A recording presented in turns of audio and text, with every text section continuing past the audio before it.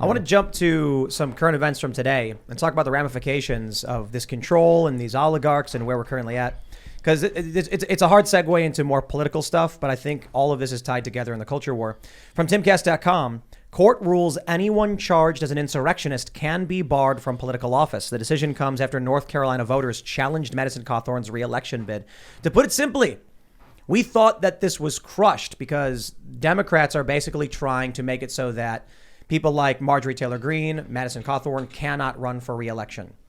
What ends up happening is the court says, because of this Clemency Act or whatever in 1872, you can't use this against people anymore.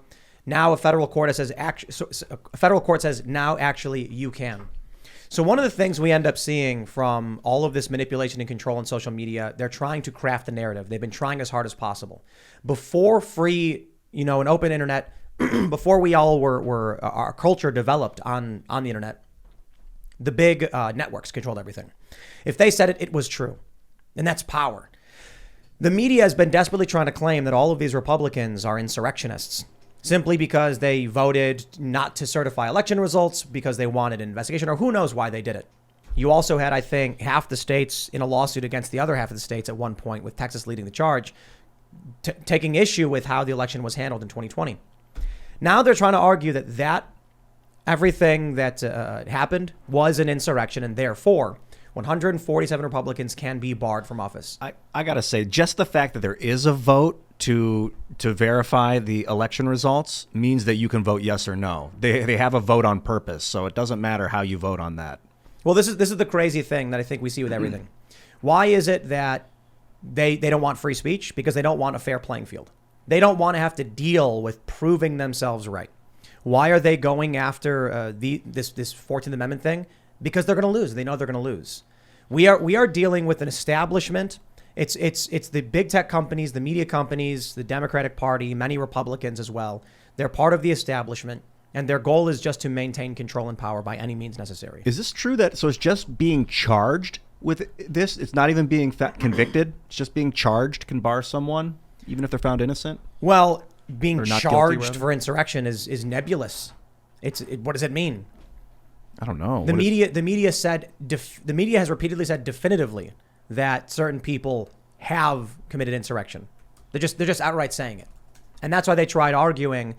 They tried suing, saying no, Madison Cawthorn can't run because by speaking at this event he engaged in insurrection. Man, I'm using Brave, and I'm using the Brave search, Brave browser, Brave search. I just typed in insurrection to get a definition. On the right, 2021 United States Capitol attack comes up. It says attack. Like, this is mass media manipulation in my face, and it's Brave. What just insurrection, and they just assume that I need to look at this. I suppose you can say a lot of people there did attack, I guess. It's propaganda, right? You say attack on one side and you say protest on the other side. Yep, and whoever controls the narrative is going to control the outcome.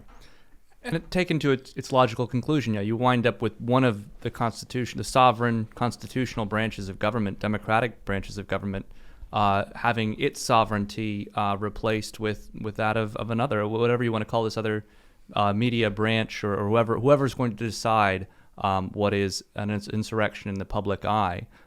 They are able to decide when what we would take as the unlimited sovereignty of Congress to vote how it will be, to impose its will on the other two branches as laid out in the Constitution comes to an end. And that's scary. This is why our ability to speak freely in the public is so important. For the longest time, you spoke in the public. Actually, for the longest time, people go to churches and they would talk to each other. You also had physical events. But you did have media controlling a large share of what people thought was true, and they just blindly believed it. Now, with the internet, they're trying to lock down. I think they were surprised by 2016. They didn't realize how powerful the internet was going to be, that people basically memed Trump into the presidency. They have to stop it. So they go after Alex Jones. They go after, Milo. They go after Laura Loomer. All of these people who are on the right, who are loud and generating tons of attention.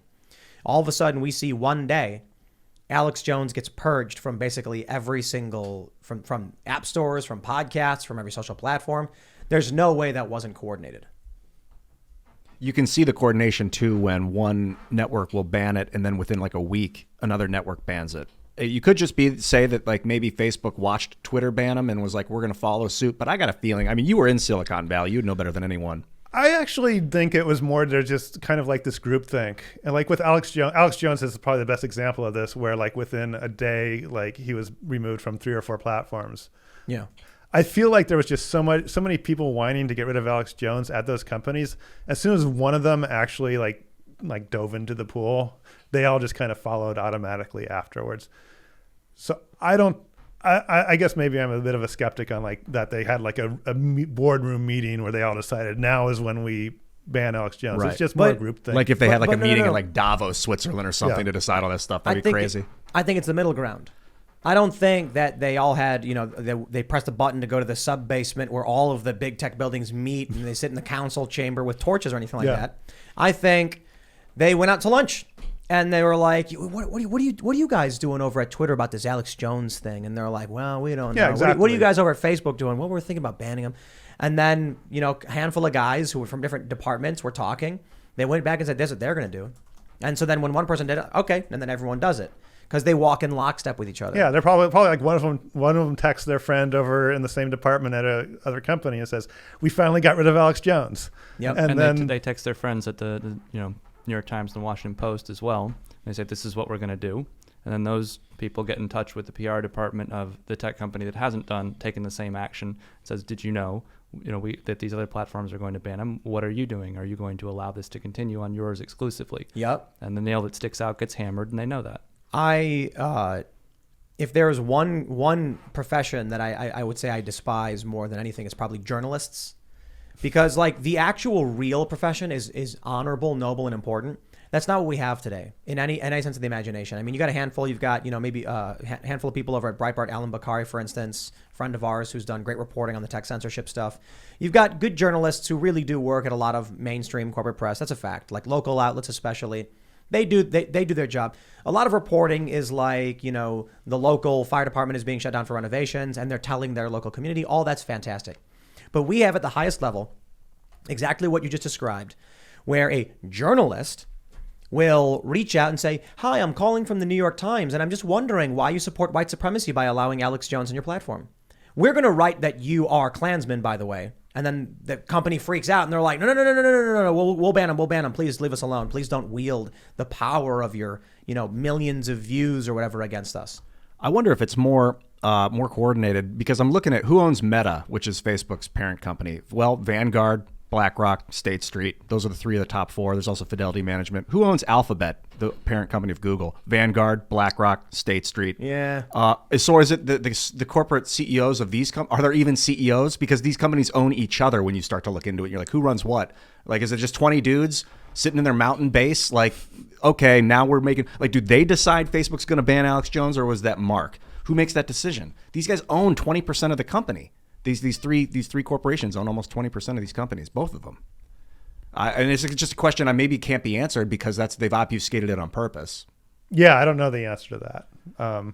It's potential. There's a lot more collusion coming from the top up. I would say this, the CEOs of these companies do have to be good to be successful. So they have a fair amount of independence. Good. That's an interesting word. Good. Well, effective. They have to be good managers. They have to be able to juggle a lot of balls. I mean, if you look at what Bill Gates is funding, there's coordination. Not in the sense maybe where these companies, like I said, go to the sub basement, have a cabal meeting or anything like that. But it's not as complicated as people might think it is. When they say, oh, you're believing conspiracies, oh, that's nonsense. No, look, a rich dude hires people who does the things that he likes. So, look, Fudo wants to hire programmers to, get them out of Silicon Valley. Bill Gates wants to hire people and give access to resources who don't believe in free speech and want to reduce the population. So reduce population growth, to be more specific.